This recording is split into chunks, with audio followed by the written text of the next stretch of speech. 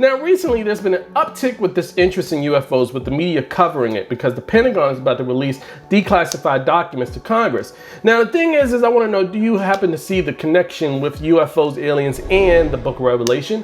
Well, if you don't, it's very important you understand, because it definitely has a connection to the end times. Stay tuned, you don't want to miss this.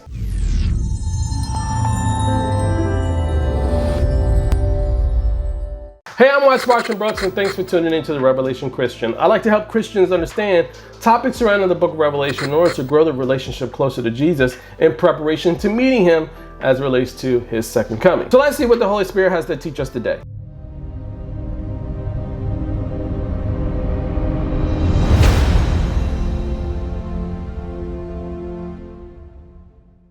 Now, recently there's been an uptick with this interest and disclosure about UFOs, with all this footage going out to the media, and now the conversation is actually being had with so many military, government, and Pentagon officials and the media talking about this and actually taking it seriously. But why now? So let's first see what the media is saying about it. We'll lay that groundwork first, and then we're going to talk about what this really means. Let's take a look at the most recent coverage about the topic of UFOs and flying saucers and aliens.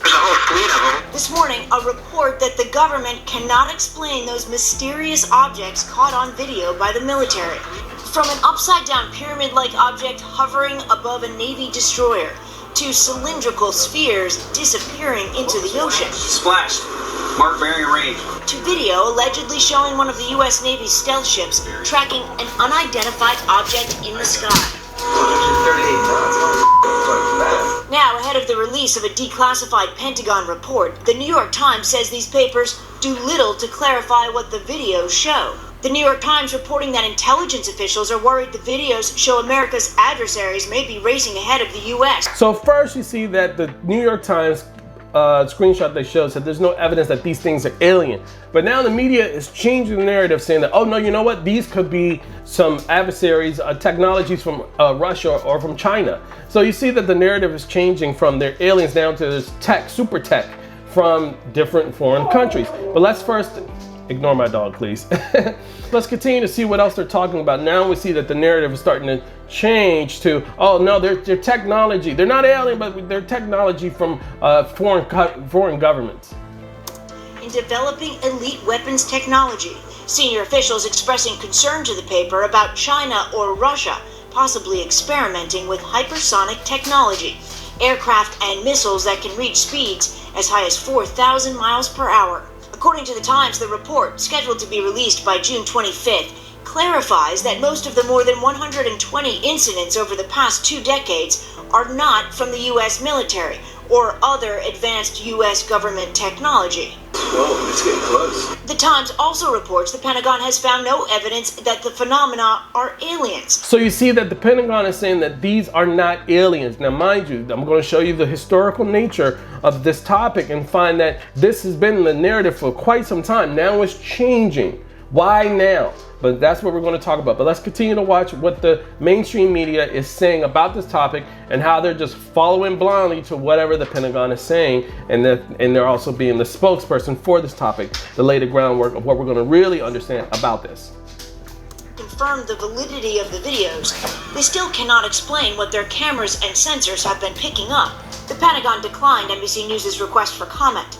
Jeremy Corbell is the man who released many of these leaked videos. There's a lot of pressure by the global public and the American public, for answers. And it's not just the public asking questions. Former intelligence officers and even presidents have been talking about this for weeks. Now, lawmakers on intelligence committees are demanding answers. There's enough obvious evidence here that we need to take this seriously, not downplay it. So now you see that President Obama spoke about this, stating that they do exist and can't understand them. We see the Pentagon releasing it. We see Congress is about to talk about it. We see the disclosure about it. So there's this bubbling interest, but it's this change of the narrative that's happening. And mind you, with this topic, nothing happens by accident or coincidence or by chance. This is actual planning, intervention, this is permission, this is execution, this is all by design, what's happening with regards to this topic. But let's piggyback a little bit, let's go take a look at the past, see how we got to where we are from starting at the beginning. All right, let's take a look. Okay, so first let's start here in 1947, the Roswell crash. So we have a flying saucer or UFO that crashed in Roswell, New Mexico, and this happened in July of 1947. So this is the first known case of UFOs actually being recorded and being posted or being advertised to the public. Then after that, we had in 1948, coincidentally, a prophecy in Zechariah was fulfilled. Israel became a nation, where Zechariah said, per God, that I will save my people from the land of the east and from the land from the west. I will bring them back. So remember, they were scattered across the world since 70 AD, and God had a prophecy which he would bring them all back. And that prophecy was fulfilled in 1948, a year after the Roswell crash. So then after that, we have in 1952, the U.S. Air Force Commission review of UFOs led by Dr. Allen Hynek, called Project Blue Book, in which they would explain away all these different cases and all these different instances and incidents of these UFOs and these unidentified flying objects being reported to the military. So his job was to debunk it and was to try to reduce public panic when these things were found across the country. However, we found that in that same year, only a few months later, a bunch of UFOs, a fleet of them, flew and hovered over the United States Capitol. And we found this happened in July 1952. They were flying the information. And as a result, we had General here, Stanford, who commented on the topic of UFOs since it was definitely concerning to the American public. And this is what he had to say about it. I am here to discuss the so-called flying saucers. The Air Force interest in this problem has been due to our feeling of an obligation to identify and analyze to the best of our ability anything in the air that may have the possibility of threat or menace to the United States. In pursuit of this obligation, since 1947, we have received and analyzed between 1,000 and 2,000 reports that have come to us from all kinds of sources. Of this great mass of reports, we have been able adequately to explain the great bulk of them, explain them to our own satisfaction.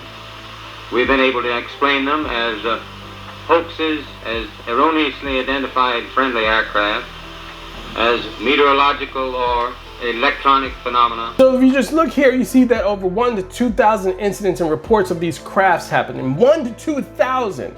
So if the government is looking at this and they're seeing 1,000 to 2,000 cases of eyewitnesses accounts of these things flying in the 50s, you can only imagine how much of that was just tucked away and thrown out of the public view, if this was true.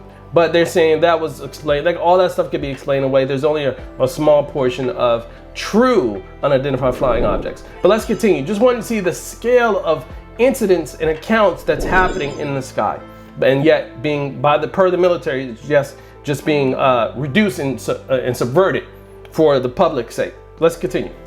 However, there have been a certain percentage of this volume of reports that have been made by credible observers of relatively incredible things. It is this group of observations that we now are attempting to resolve. Our basic difficulty in dealing with these is that there is no measurement of them that makes it possible for us to put them in any pattern that would be profitable for a deliberate, custom sort of analysis to take the next step. We have, as of date, come to only one firm conclusion with respect to this remaining percentage, and that is that it does not contain any pattern of purpose or of consistency that we can relate to any conceivable threat to the United States. Major Keyhole, as author of the book Flying Saucers Are Real, what is your opinion of these new sightings of unidentified objects? With all due respect to the Air Force, I believe that some of them will prove to be of interplanetary origin. During a 3-year investigation, I found that many pilots have described objects of substance and high speed. One case, pilots reported their plane was buffeted by an object which passed them at 500 miles an hour. Obviously, this was a solid object, and I believe it was from outer space. So you see that the military is the ones that set the precedent. They're the ones that set the narrative that these objects in the sky were of interplanetary origin, that they're alien. They're the one that set the tone, precedent, narrative, and that's been the consistent thing since then. Now, the same group, military, is also saying that it's not of alien origin, but they're something else. They could be Russian, they could be Chinese, but they don't even know now. But you see that the military is getting involved with changing the narrative now. But why? And that's what we're going to discover, because I want you to see the origin of this, and that they have and always had enough information to know what these things are, what they're capable of, and even in cases that it's suspected or alleged that they have crafts that they re-engineered to be able to try to understand how they're able to use propulsion systems that are not privy to the civilian or private sector. Rather, they're of a different origin to be able to produce different types of propulsion system using anti-gravity to be able to use the gravity and be able to thrust their crafts in speeds that our propulsion systems like jets cannot do. So let's continue to see what's really going on with this as we start to really peel this onion open. Let's take a look.